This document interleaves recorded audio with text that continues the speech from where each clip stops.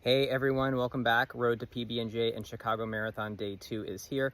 I'm Coach Kyle of Freedom Running Club, and today we're going to be talking about something that's super applicable to either if you're doing just one of these two races or you're doing both, and that's training in the summer heat. Because regardless of which of these races you're doing, you will be training in the summer. I've spoken about how I really do think the Chicago Marathon is just a fantastic experience, and so is PB&J, my favorite local race.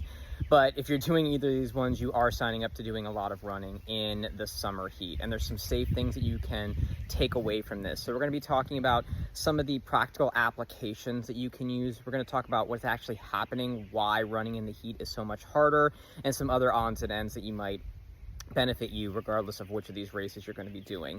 As always, if you have any questions, please ask those in the comments down below. I'd be happy to help out with any of those. And I want to also talk about something that we are introducing here at Freedom Running Club. We're going to be doing what's called the FRC Performance Forum. We're going to be allowing people to jump in, and we're going to be doing twice a month meetings where I'm going to be leading a discussion where I'm going to present the topic, like in this case heat.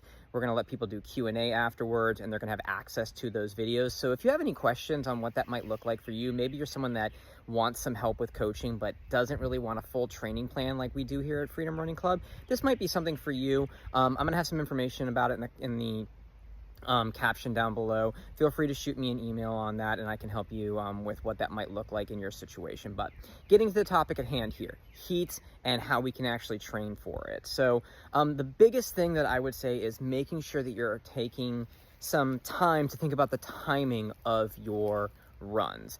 And I really do think that the best time to do this is early on in the day. The humidity is a little bit higher, but at least the sun is not going to be nearly as intense.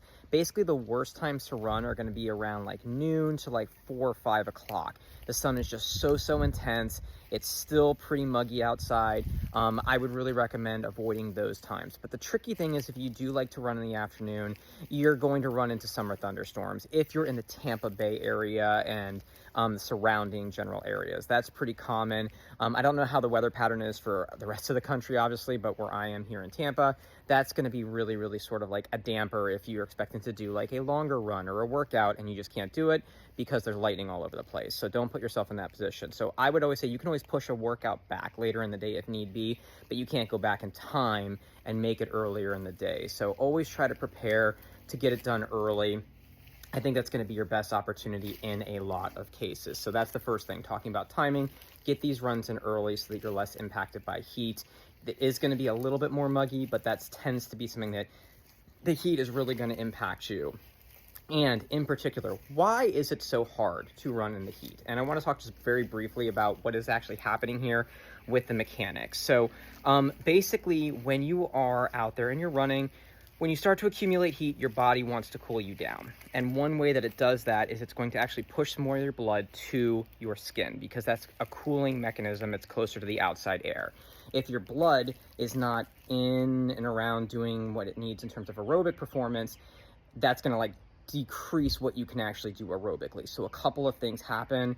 In particular, what's going to happen is your heart rate tends to go up because it's having to work harder to do the same amount of work. So this is why your heart rate is going to be higher when it's hotter out.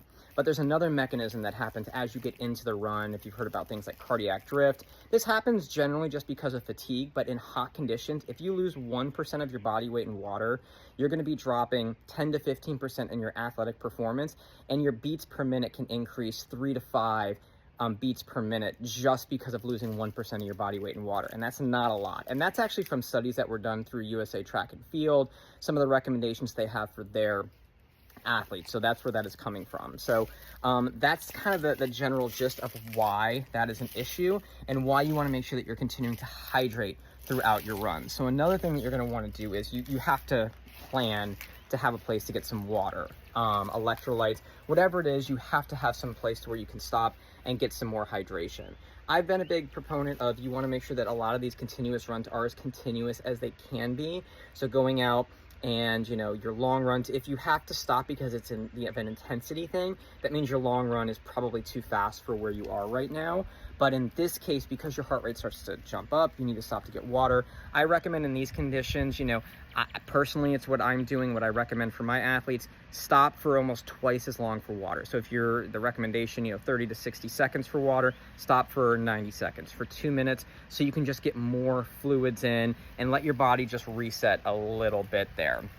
That's going to be really impactful, and definitely slow down. If your heart rate is going to be over 120, you're getting a lot of the general aerobic benefits that you need, and you're going to definitely not pay for it as much at the end of the run, and also for how much time it's going to take for you to recover. So practically take a little bit more time at your breaks, take a little bit more of those breaks. I've been taking an extra one for myself on my long runs right now, and make sure that you are safely getting through these runs so you're getting some more fluids. Just make sure you're getting a lot of liquid in during those stops. Don't try to just, I'm not going to stop for water here. You notice that starts to get harder, stop, get some extra water. Super, super important in this time so that you're not losing that 1% of your body weight, 'cause that's just going to make things so much harder.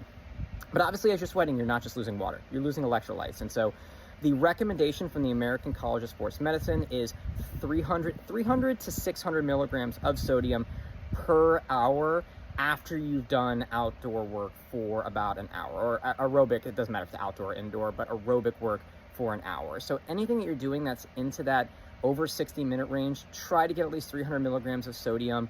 There's a lot of different ways to do it. I'm not going to speak to any brands, but there's ones that you mix in water, there's pills, there's chews, there's different ways that you can get sodium in. That's typically what I do in most cases, but right now I'm trying to hit the higher end of that just because it is so hot out and you're losing so much sodium when you're out there. Some people might even a little bit more. I tend to be a slightly less salty sweater, so I don't usually have to go to the higher end, but I am. So if you're normally at the higher end in these conditions, the way it is this summer, you might want to actually go slightly above. Obviously work with the doctor if you're having any issues in terms of health, in terms of sodium, but it's really important that you're getting that sodium so that you can continue to safely. It's going to help you with cooling, it's going to help you with fatigue. You need sodium on these efforts, essentially, especially those longer ones. So practically for the two different types of races here, if you're doing PB&J run, the 5K or the 10K, you're probably not doing a ton of runs over 60 minutes. Your long runs probably shouldn't get much longer, really shouldn't be longer than 90 minutes anyway. So that might not be every single run for you. And even for your marathon training, you're not doing every run longer than an hour, but just keep that in mind. Planning ahead, not only for the timing when you're doing it, knowing how the mechanics of this actually work, I think can really impact you, making sure you're planning for how are you refueling in terms of hydration and your sodium can be really, really impactful for you while you're going out there. Make sure that you're staying safe. I just had a conversation with some of the middle and high school athletes that I work with here locally about just this very topic and how easy it is. It might seem like it's easier to stay hydrated when you're out of school. This area has been out of school here for about 3 weeks, but you can almost forget to stay hydrated and everything. So make sure that you're out there, you're going into your runs hydrated. Number two, number one, you're timing it correctly. You're going into these things well hydrated with enough sodium, but you're also having that plan so that you're able to get the most out of your runs, but also safely get through these runs. So those are some really good recommendations. Like I mentioned, in our new performance forum, we are going to be talking about more in-depth what happens when you're going through this time of year and what you can do for yourself practically. If you have any questions on that, ask them down below, or there's some information on it. If you have any questions on your specific situation, ask those down below and I would be happy to help with those.